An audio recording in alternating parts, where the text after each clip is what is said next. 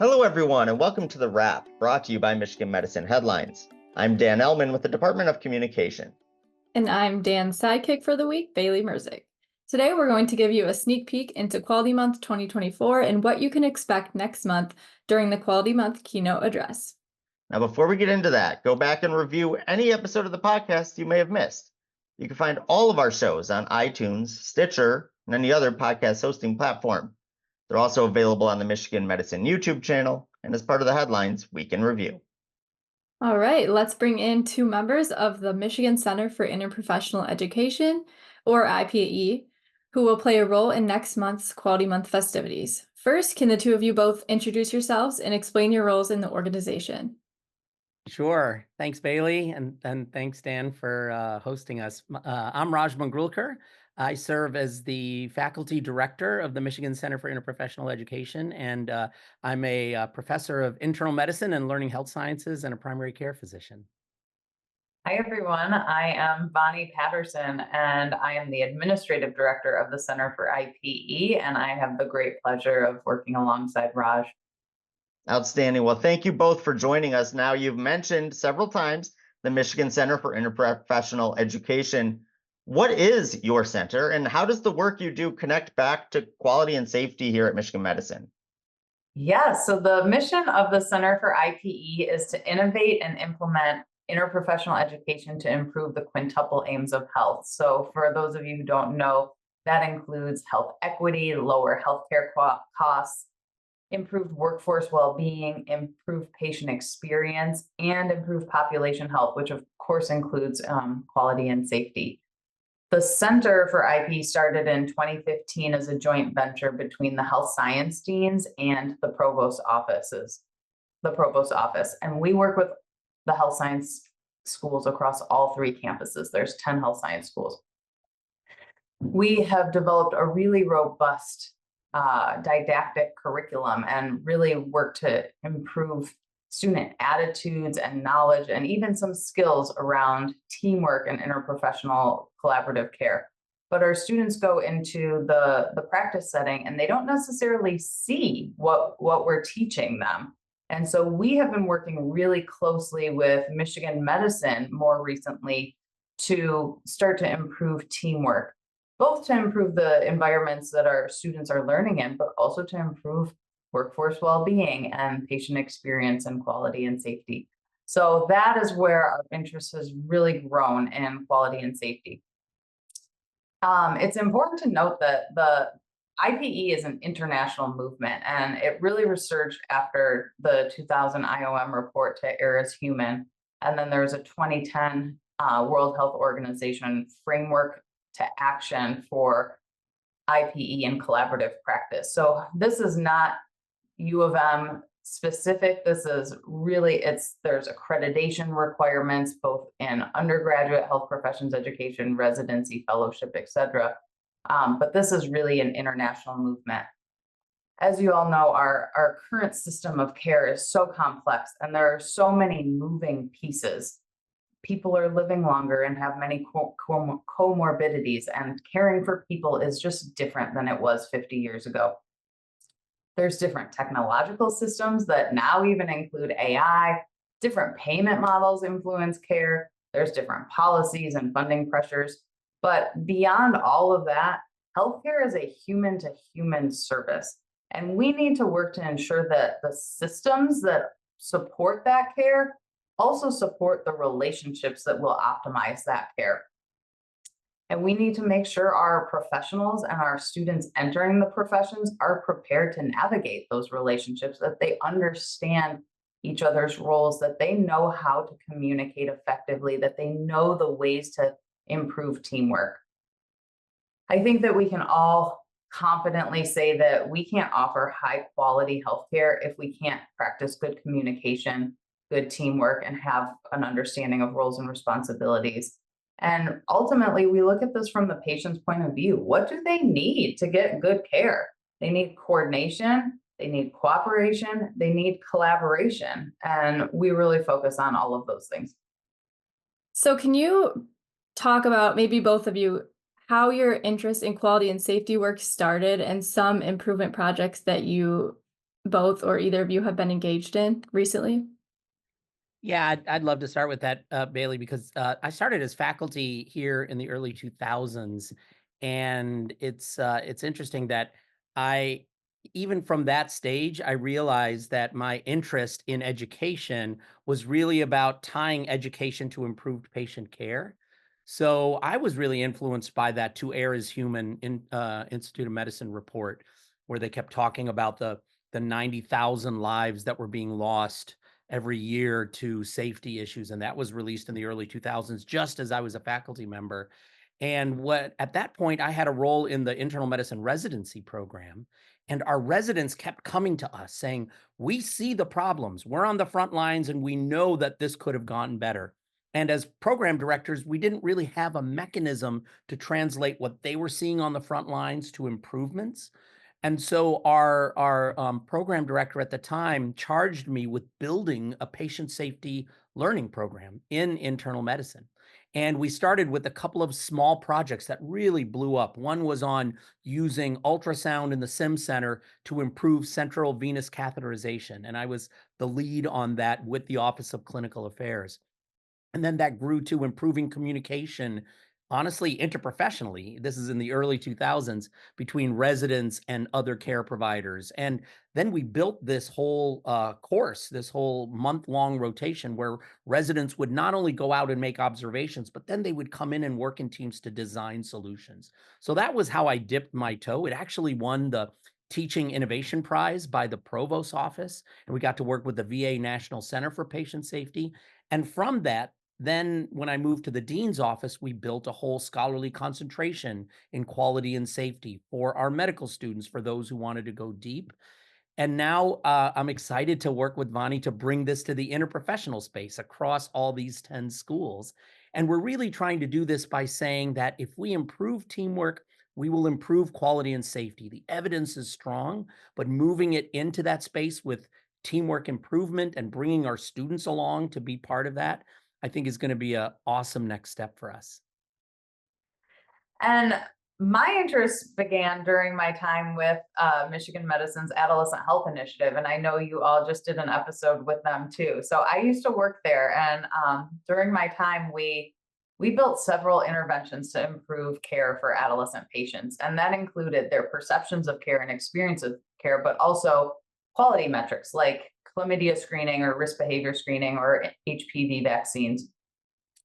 We developed several different MOC Part 4s specifically for the physicians to do targeted quality improvement and saw great impact from that. But our larger improvement models, while we began with the physicians as our champions only, we quickly realized that wasn't going to work, and we needed to be inclusive of others on the healthcare team. And it was simply out of necessity. You know, we didn't know about the concept of interprofessional collaboration at the time.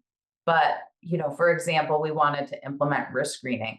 We could not do that without engaging the front desk staff, the MAs, and we couldn't engage them without engaging the manager. And then we couldn't address some of the things that came up on those risk screenings if we didn't engage the social worker. So it was out of necessity because of the needs of the patient.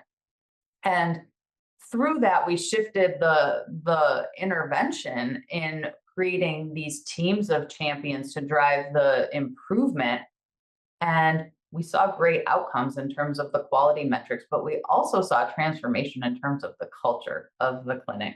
And that was recognized from the patients as well in their surveys. So that is where my interest in this began. And that is where I realized this concept of teamwork and interprofessional collaboration is a really interesting one, and one that I wanted to pursue more.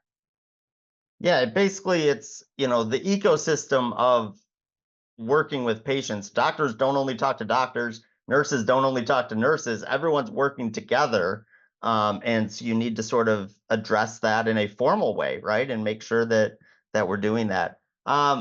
Raj, now you are actually set to give the keynote address in next month's Quality Month next month in October. Can you give us a sneak peek on what that speech is going to be about? And Sell us on it. Why should we and why should our listeners attend? All right, so not revealing too much, but I am super honored and excited to be giving that address, and it's such a great time for us as as Vonnie said, we're engaging with Michigan Medicine. The way I would think about this address is I'm going to try and present a call to action for all of us to commit to really building what we call a system and a strategy for improving interprofessional teamwork at Michigan Medicine, and we believe that that involves leaders, it involves all of us as middle managers, and it involves all of us who are in the front lines as well. And I'm going to present sort of 3 questions. Why should we do it? What should we do? And when should we do it? So the why is going to be focused on what we had alluded to before. Each of the quintuple aims of health, including quality and safety, benefit from improved interprofessional teamwork. The evidence is clear, but maybe we don't know the evidence as clearly as we should.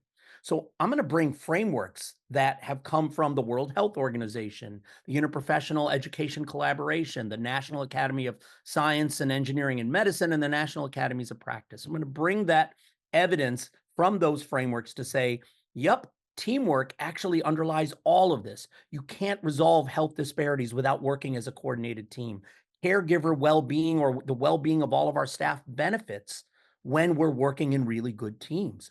So that's the first chunk is going to be about why. Now, the what is going to be about really some deeper concepts of how do we build what I call a culture of we. Oftentimes, the world of academic medicine or healthcare in general puts people in lanes, puts people in silos, and it doesn't necessarily incentivize us to work together through the structures. But the culture of we will bust through all of those restrictions we have on working together. And so I'm going to dive deeper into that concept of how we do that and how do we address, for example, policies, skills, capabilities, and our commitments in order to build that kind of culture that we're yearning for. And I'm going to also dive deeper into an approach that we in the Center for Interprofessional Education have developed and are really trying to move forward with in teamwork. And it's a 3-pronged approach. The first prong is you work with the team and you do an honest assessment of the data and the culture and the problems and the great things about that team. So that's component 1 is assessment. Component 2 is you tailor interventions to improve teamwork and you do the development as a team rather than each of us doing individual modules or skills workshops. You work together as a team to improve your teamwork. And then number 3, the third component is coaching and support of that team. I think too often across the country, we say, go out and improve your team and come back and check in with us when you've done it. People need help. There's so much stress in the system. We need to coach people, the managers and the leaders, and we need to support the entire team at the elbow along the way. So I'm going to give a little preview as to why that model makes sense and what the evidence shows that that has worked in other institutions and at our own institution as well. And then the third question is when. And I'm going to try and make a compelling argument that the time is now. Probably the time was yesterday, but we can't go back in time. The time is now, and there's a lot of real sort of moving parts that are coming together right now that make this the best opportunity. This ain't going to be a lecture. I will tell you that, Dan and Bailey. It's going to be what I hope an engaging discussion. People shouldn't walk in thinking that they're just going to passively listen, but I want people bringing their experiences and their ideas to their table because I'm going to have little moments during the session where I'm going to ask people to talk about what they're going through, and then we'll lift all of that into some sort of interactive format. So I hope that's compelling enough without revealing too much. I am super jazzed to be in front of our incredible colleagues at Michigan Medicine, and I'm really very honored to do so. Yeah, that sounds awesome. So talking a little bit more about interprofessional teamwork, during your time working with Michigan Medicine, what barriers have you seen in how we've engaged as interprofessional teams? Well, I want to start, Bailey, by saying that I am absolutely honored to work at Michigan Medicine. I think we have beautiful people working in a very difficult system. And I don't think this is just the system at Michigan Medicine. This is the system of healthcare. but the people are incredibly dedicated and mission centered. I have to say, I experienced it recently as a patient in the system. I had a stroke a year ago, and I experienced hundreds of people working with me as an interprofessional team. And I saw the beauty of what people were trying to do, but I also saw on the inside what the problems were. It's almost like I happened to be running the Center for Interprofessional Education with Vani, and I got to peek under the hood for a piece of time. And I guess I boil it down to three things. Number one, I think the culture is challenged. And I think it's because of structural issues that impede us from working together. Do we have a we culture? I think the hierarchy of medicine makes that challenging, and sometimes also the hierarchy of academic medicine makes that even more challenging. And we need to counteract that. The second thing I think is finances. Honestly, I think we, as a health system across the country, there is an overemphasis on revenue and productivity, which is appropriate because no mission, no margin. However, if we only focus on that, or if that dominates our priorities, then you then focus just on those who can bill. And you ignore the vast majority of people in the healthcare team who cannot bill. It's not like we're ignoring them, but sometimes the priorities get, sort of imbalanced that way. So I'd rather us think about the value of the patient's perspective and what they need. As a patient, I needed to be really uplifted by the patient transporter, for example, or the MA who was sitting at the front desk, or the respiratory therapist who came in and worked with me on my values. Those people, even though they couldn't bill, were really critical to my care, and I know they're critical to patients across the system. And then the third component is work factors, the way we structure our time, the lack of time, for example, or unclear and shifting roles and responsibilities. Who's got what? Whose responsibility is it to do this?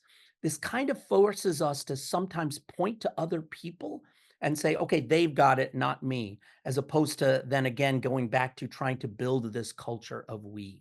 So I think those are the biggest barriers. But all of that said, I really do want to return to the fact that we are such dedicated people at Michigan Medicine, beautiful people who are really focused on their mission, that I believe we can overcome these structural impediments as long as we focus on the value of health and see it from the perspective of the patient constantly. Then I think these policies and structures and these ways in which we overcome the overemphasis on finances will start to dissolve and we can really work together. I wonder, Vani, if you have additional things that you've seen.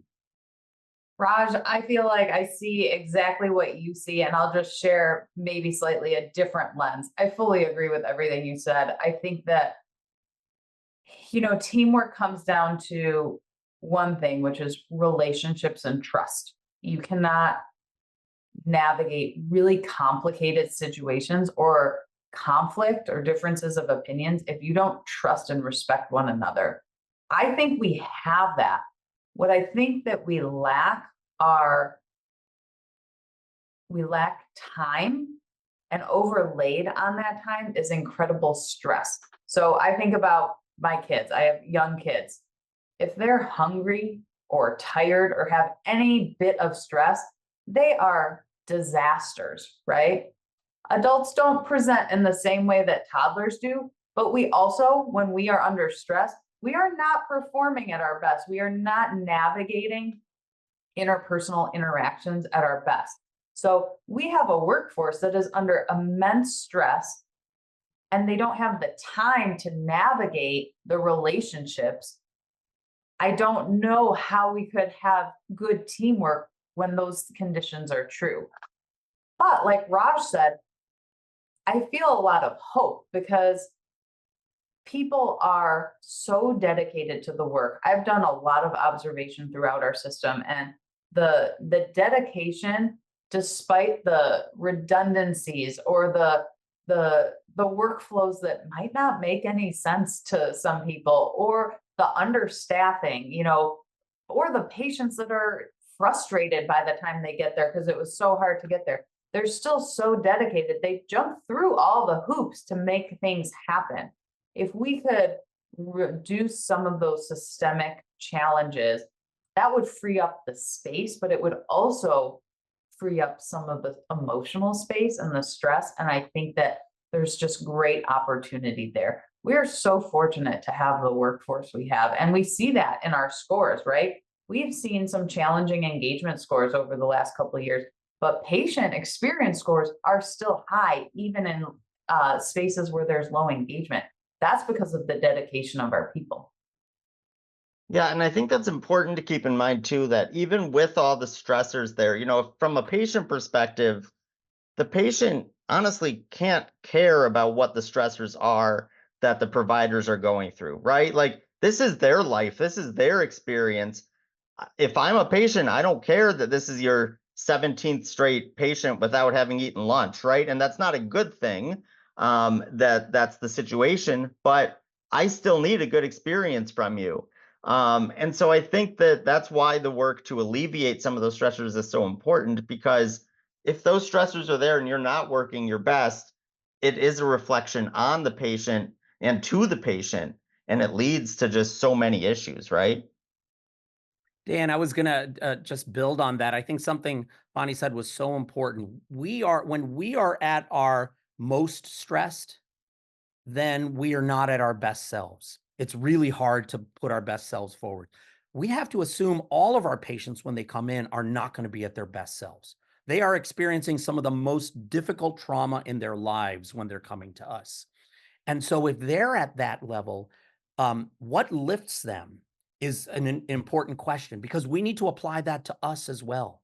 And I think that's the reason why one of our pillars is coaching and support. Like, we have to be at the elbows with people, helping people in our system, helping our employees, helping our staff, our faculty be at their better selves, helping them, sort of lift themselves up by solving some of the structural issues, but also maybe providing them emotional support. And that's why I'm really optimistic as well with our evolving well-being office that is really trying to take a close look at the system and cultural impediments to caregiver well-being, because we need to be at our better selves in order to be able to help our patients who are not going to be. Absolutely. So let's look ahead, right?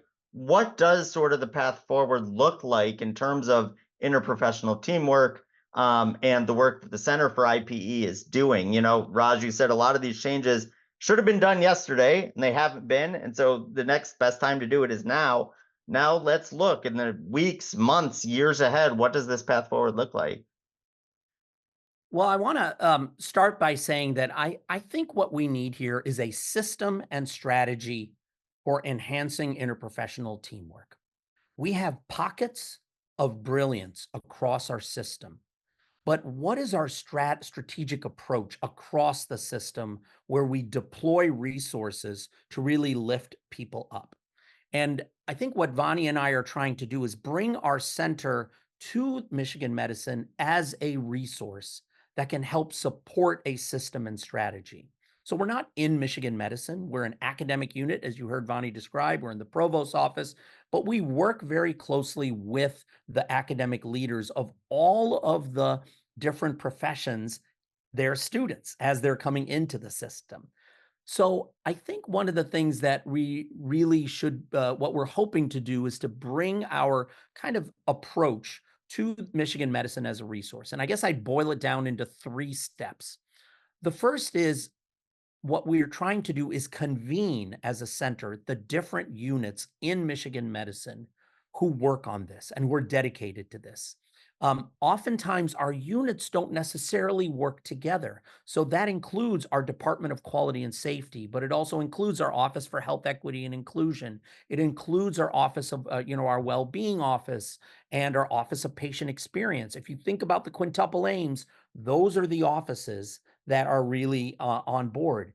But we need to be working together cohesively, because I think the people we're trying to serve, our front lines, sometimes they hear needs to improve, but they'll hear it from one unit, or they'll hear it from operations, but they'll say, it feels like the 5 of you aren't really working together on this. I'm accountable for 5 different plans. How can we work cohesively? And so that's something Vani and I have been trying to do, is bring our different units together, and they are so committed to trying to work together more cohesively. That's the first step that we need to do. The second step is we need to really pay attention to what the data is telling us. We collect so much data in this system. Press-Ganey engagement scores, patient experience scores, quality and safety metrics. So many of these are there. But are we looking at it horizontally, or do we look at it vertically? If we look at it horizontally, we can start to identify the places that are really shining and the places that are in need of more of our help. And that includes more than just quantitative data, includes stories as well. So paying attention to that data and then lining that up systematically in order to really identify where to work is the second step. And then the third step is to, as I mentioned before, deploy a strategy to improve teamwork. And it involves, working with the teams at the elbows, designing interventions that are specific to what those teams need, and working closely with them in a supportive manner with coaching to help them improve.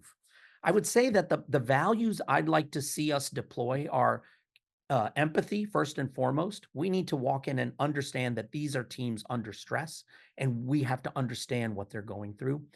Number 2, curiosity. We need to be asking a ton of questions as to what's happening at the front line that is interfering with people working closely together in a cohesive way. And then the third value, I think, is support. So that's what I'd like to see happen now. We'd like to do it. We're going to be doing it. The institution has asked us to come in and do this with a few teams.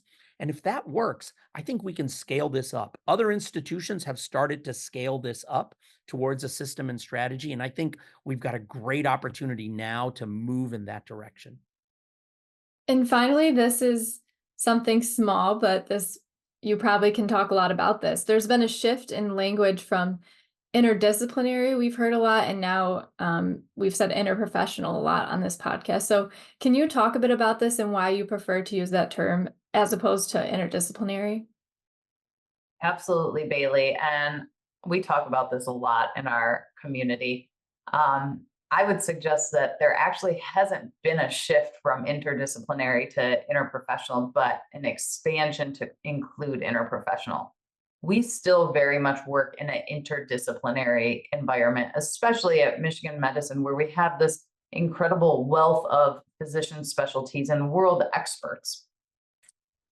And when we enter the clinical spaces and talk about teamwork, that's what we hear about. We hear about PCPs communicating with specialists. We hear the same thing from patients. Yes, I have a team because I have a cardiologist and a primary care doctor and a GI doc. That's not exactly what we're talking about. Not to diminish the importance of that, because it is hugely important. But patients also experience interactions with others, and we also have great value of other professions, and those need to be included in the team as well. We need physicians collaborating with nurses and pharmacists and dietitians and social workers and others, because each profession exists because they have a different niche of expertise that adds great value to decision making. I think our system makes interdisciplinary collaboration challenging. I think it makes interprofessional collaboration even more challenging. And that is also layered with the financial component that Raj talked about as well. On top of that, though, there are decades and decades of professional hierarchies and power dynamics, which are true across healthcare, but especially true in an academic health system, that have a deep impact on our culture, but are also deeply embedded in our culture. And that's one of the things that we are looking to chip away at and creating a more level playing field. And I want to note that this isn't, I don't want to come across as like physicians rule and it's a deliberate approach, because it's not. The healthcare workforce that we have right now, we're never trained in this, and we have to appreciate that. We have 4 IP competencies plus a 5th one at Michigan. There's roles and responsibilities, values and ethics, communication, teamwork. And then here we have a fifth one that is intercultural humility. These competencies, like any competency-based education model, actually lead to different knowledge, attitudes, skills, and behaviors. We have a workforce that wasn't trained in that. So it is not unreasonable to think that maybe our workforce doesn't have all the tools they need to communicate effectively. It's also fair to understand that they don't necessarily know exactly the scope of the physician or exactly the scope of the respiratory therapist or physical therapist or pharmacist. Because if you are not taught that, if you never learn it, you might learn some things on the fly based on how those professions show up in your workspace, but how they show up in their workspace is also impacted by local culture and policy. So it might not reflect the scope of practice and the expertise of those professions. So like Raj said, we want to approach this from an empathetic approach and realize that, we're starting from square one with this workforce. Our students often know more about the different health professionals than our professionals do. And we just need to appreciate that and approach this from a stepwise fashion. The other thing I'll add is we need to do that same type of education with patients. Patients are still of the viewpoint that physicians are the end all be all. And why would I talk to a pharmacist about my medication? The physician is the expert. That is not true, right? But if our health professions haven't been educated in that, we surely haven't educated our patients in that. So we need to do both, because we wouldn't want to expand this team to be a highly collaborative interprofessional team that doesn't meet the patient's expectations, right? So if I could just sum up the work that we're doing based on what Vani described, we're a center that's trying to be a resource for Michigan medicine, and we need to work upstream with the students and downstream in the practice environment. And in that way, we align what we think will be a better model for how we engage with our patients. I love it. Thank you so much, Vani and Raj, for giving us all of this insight and information. Raj, we're looking forward to your keynote address, which will take place October 22nd in the NCRC dining room at 1 p.m. If you want to learn more about Quality Month and the upcoming festivities, go to mmheadlines.org. That's mmheadlines.org. All right, it's time for the lightning round, when we ask one of our guests 4 quick questions they have not seen before. Raj, you'll be in the hot seat next month for the keynote, so you'll also be in the hot seat today. Are you ready to go? I'm ready. All right, let's do it. Now, as you know, football season is in full swing with the NFL kicking off last weekend. Are you into football? And if not, do you have another favorite sport? I am so into football, and I'm also into many other sports. Excellent. So you're equal opportunity. Yeah, absolutely. I grew up in Detroit. I spent some time in Boston, but came back. So I'm a massive Lions fan, which has caused me great heartache my Yes. entire life. But last year was like a breath of exhilaration. And at the same time, I went here for undergrad. So of course I bleed maize and blue. And so last year was exhilarating as well. I'm worried that we are like at the pinnacle of the mountain, and all I have encountered my entire life as a football fan is letdown. So Yeah. I'm just hoping for not to be let down this year. I know, like I'm looking at all like the previews where the Lions, people are picking them in the Super Bowl, and I'm like, I don't know if I can get there in my brain because I don't want to be let down. I did not want to see that Sports Illustrated cover. All right, another important fall question. Pumpkin spice or apple cider, or neither? Great question. Apple cider. We have our run of cider mills in our area that we go to.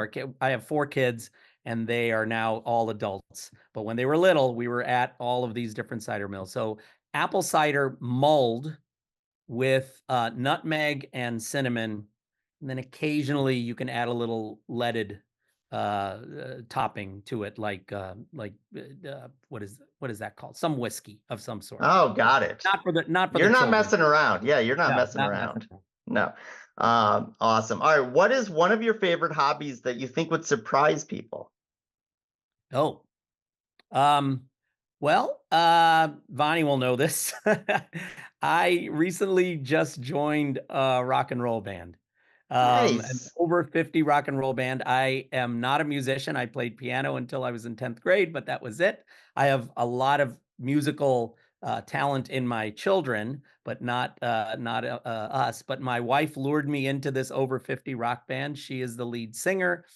She's a family physician, so she's a physician as well. But I play keyboards and I'm backup vocalist. We have a drummer and a guitarist and a synthesizer, like a keyboard, a different sort of computer keyboardist. And we just debuted a couple of weeks ago. Wow. Do you play covers? What do you do?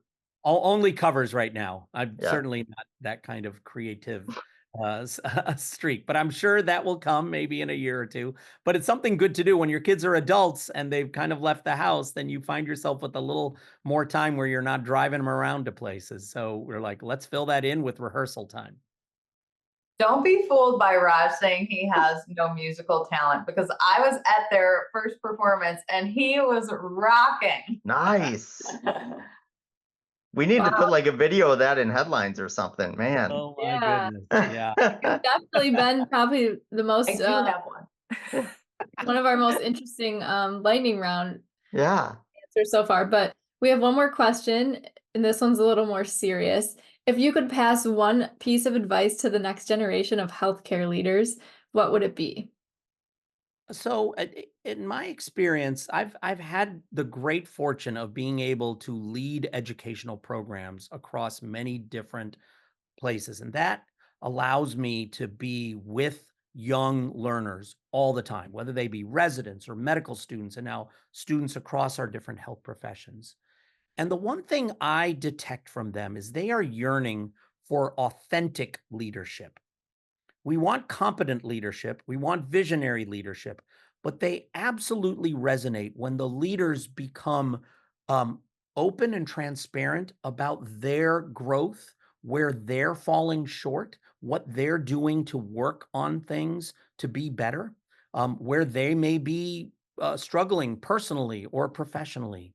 Um, I found that when I had my health crisis last year and I shared it with the community and my patients and just said, look, I had a stroke. The outpouring of support and the feeling of being lifted up by our colleagues was immense. Like I couldn't have gotten through it without them.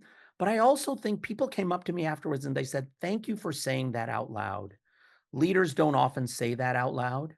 And I think this new generation resonates with an authentic leadership style much more than maybe the generation in the 70s, 80s, and 90s did. I think that's great. I remember, reading the headline story that you were willing to share your story. And you mentioned that you had written down more than 100 names of the people that had lifted you up during, your scare. And to me, that struck me. Like, who does that? But you wanted to make sure that everyone from environmental services to therapists to the doctors got the credit that they deserve, because their work, no matter what role they have, is just as important as everyone else's work. Absolutely. Couldn't Yeah. have said that better, Dan. Thank you. Yeah. And I think that was amazing. So thank you, Raj, for sharing that, for sharing your story, sharing all this information about Quality Month, and previewing your keynote address next month. Once again, if you want to learn more about Quality Month 2024, go to mmheadlines.org. That's mmheadlines.org. Okay, Dan, before we wrap up, we do have one more. I have a quick sports question for you. The Paralympics just ended last week, and of course, the Olympics were a few weeks before that. If you could play one of the sports in these competitions, what would it be? So that's a great question. And I'll go. So as some of you may know, I coach wheelchair basketball. I played wheelchair basketball growing up. So I won't pick that one because that would be too obvious that I would want to play that in the Paralympics. I'm not good enough for that. But I'll pick one Paralympic sport and then one Olympic sport. I don't know if you've seen goalball in the Paralympics. It's played by blind athletes. And it's basically like a combo of like soccer and handball. But it's just amazing to see sort of how, you make accommodations for these athletes to perform at the highest level. And so all the crowd has to be quiet. The ball makes noise, so you can hear the ball coming towards you and try to make the save that way. And then, you sort of have somebody tapping on the goalpost so you know where the goal is. it's really a fascinating sport. There's also blind soccer, which is also fascinating, that does the same type of adaptations. It's really awesome to watch. So I've loved that, and I think that would be fun to participate in. Where if you don't have sight, how can you still do this and be a top level athlete?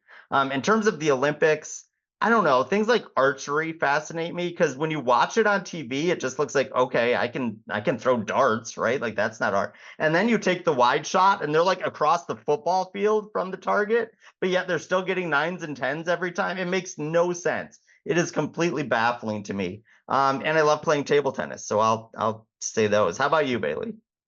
Yeah, table tennis would be fun.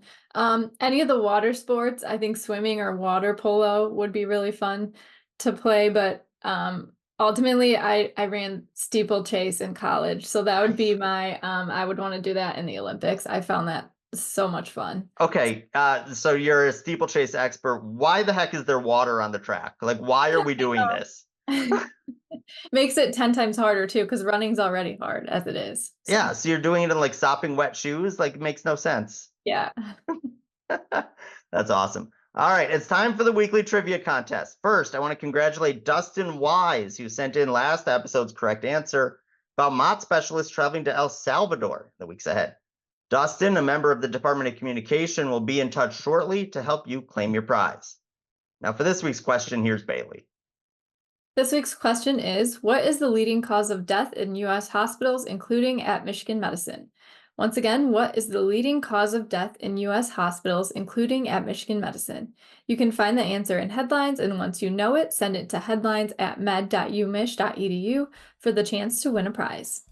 That's all we have for today. Thank you so much, Raj and Bonnie, for joining us. And thanks, as always, to all of our listeners and viewers for everything you do for patients, families, and each other. We'll see you next time.